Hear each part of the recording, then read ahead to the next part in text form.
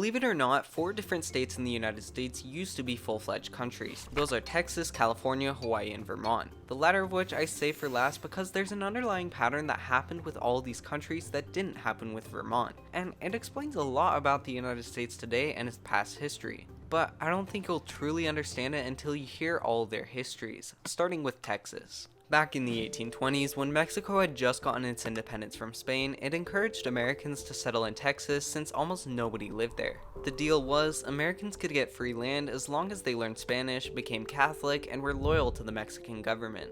Except the problem is that never really happened, and these new American settlers stayed American. In 1830, Mexico recognized how this could be becoming a problem, and so they stopped allowing American immigrants into Texas. However, it was already too late. The ratio of Americans to Mexicans was 10-1. Many American settlers did want to be good citizens, but after their differences over culture, centralism, and slavery couldn't be settled, the tension between them erupted in the form of a small skirmish. Although small, it was important because this marked the beginning of the Texas Revolution, and it encouraged all the other American Texans to take up arms and fight back against the Mexican government. After losing to the Mexicans for months at this point, the Texans suffered another 2 devastating losses that would actually inadvertently help them in the end. The first loss came at Alamo. The president of Mexico and the leading general of the Mexican army, Santa Anna, besieged the fort of Alamo. Although the Mexican army would suffer hundreds of casualties, after 13 days of besiegement, the entire Texan army was killed. 3 weeks later, a little over 300 Texan troops would be captured, and instead of treating them as prisoners of war like was expected, as per orders of Santa Anna, all of them were brought to the outskirts of town and the Mexican army opened fire. No one was left alive. At this point, it honestly did not look like the Texans were gonna win. The Mexican army had bigger numbers, the Texans just suffered 2 devastating losses, and they were now on the run. Santa Anna split up his army to more efficiently clean up the rest of the rebellion. Sam Houston, leader of the Texas army, sensed this was a huge mistake created by his overconfidence, and decided to turn back and strike now. Houston caught up to Santa Anna and they camped out next to each other. The next morning, Houston chose not to attack, and because of this, Santa Anna expected he wouldn't attack for the rest of the day. Tired, Santa Anna's army went to sleep. Big mistake. Late in the afternoon, Houston brought his army as close as they could get to Santa Anna's camp before opening fire. Completely unprepared and half asleep, the Mexicans failed to get into a defensive position, and before long they found themselves surrounded. Throughout the 18-minute battle, Houston invigorated and motivated his men by yelling, "Remember the Goliad," and "Remember the Alamo." The result of the battle was stark. 40 casualties for the Texans, and for the Mexicans, 630 dead, 200 wounded, and 730 captured, including Santa Anna himself. Instead of killing him, Houston let him off after getting him to promise to end the war, withdraw all his troops, and recognize Texas's independence. Immediately after, Houston, now the president of the Texas Republic, begged the United States to annex them. Massive debt, fighting with the Native American tribes, and looming threats of invasion from Mexico made many of the American Texans eager to join back with their home country. And yeah, despite Santa Anna's promises, Mexico still didn't recognize Texas's independence and wanted to recapture it, even going as far as briefly invading it in 1842. Surprisingly, America said no, and this was for 2 major reasons. Number 1, annexing Texas would almost certainly start a war with Mexico, but that wasn't as much of a concern as number 2, the tenuous balance of slave states and free states. Texas would almost certainly join as a slave state, upsetting this balance, likely triggering a civil war.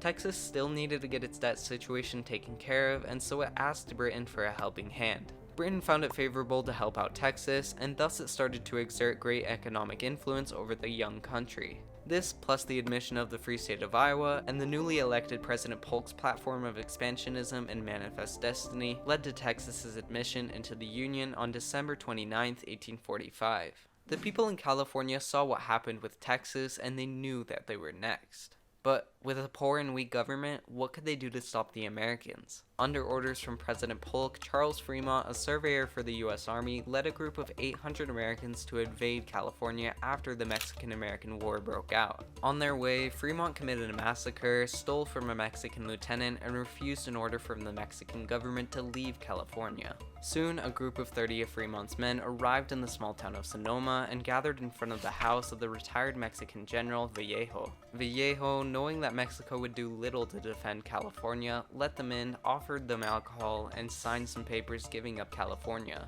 Even though the 3-hour meeting was pleasant, it still ended with the Americans imprisoning Vallejo and his family. With California under their control, Fremont and his ragtag group of Americans crudely drew up this flag and raised it, declaring California an independent country. Now, everyone knew that California was just going to become a part of the United States soon, and given Polk's instructions to invade California, it becomes puzzling as to why they declared it an independent country and not just a part of the United States. Well, uncertain of the status of the Mexican-American War, they declared California independent to avoid escalating tensions. It's likely that if the US took over Sonoma directly, it could have provoked a larger Mexican military response, but declaring independence themselves would keep the conflict smaller. All they had to do was just wait for the US to take over. That day arrived once word reached Fremont that California's capital was captured by the US Navy, and shortly after, the American general responsible arrived to take control of Sonoma, thus ending California's 25 days as an independent country. While California didn't really seem like an independent country, Hawaii definitely was. In 1810, Kamehameha united all the Hawaiian Islands under his rule. Fast forward to the 1840s, white American missionaries and businessmen made up a very small minority of the population, but were now able to sway the king to get two major things done. One, the king established a constitution which reduced his unilateral authority and also made it easier for the white settlers to influence the government since they now had a more familiar Western style of government to work with. This laid the groundwork for what they really wanted, which was 2, the Great Mahere. This made Hawaiian land go from communal to privately owned. Many Hawaiians unfamiliar with this new system and lacking resources couldn't claim their land.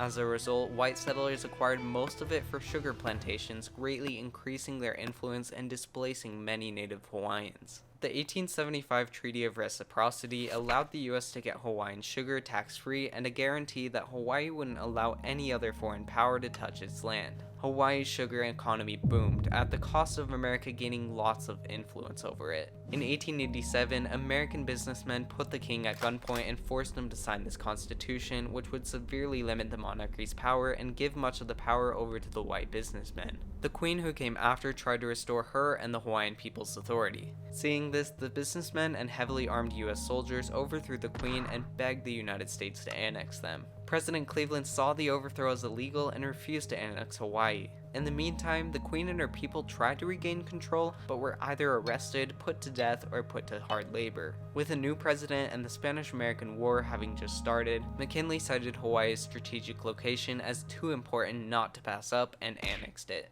Now we get to Vermont, which, as you listen, it's likely you'll quickly find out what makes Vermont distinctly unique from all the other countries I've talked about. While the American colonies were fighting in the Revolutionary War, Vermont wanted out, not just from Britain, but from New York as well. You see, Vermont did want to be a part of what was becoming the United States. It just didn't want to be a part of New York. Unfortunately, no one wanted to recognize them as separate, and so Vermont declared its independence and wrote up a constitution which was pretty progressive for the time. It banned slavery and allowed all men, not just property owners, to vote. It was first called New Connecticut, but soon after, they came up with the more unique name of Vermont.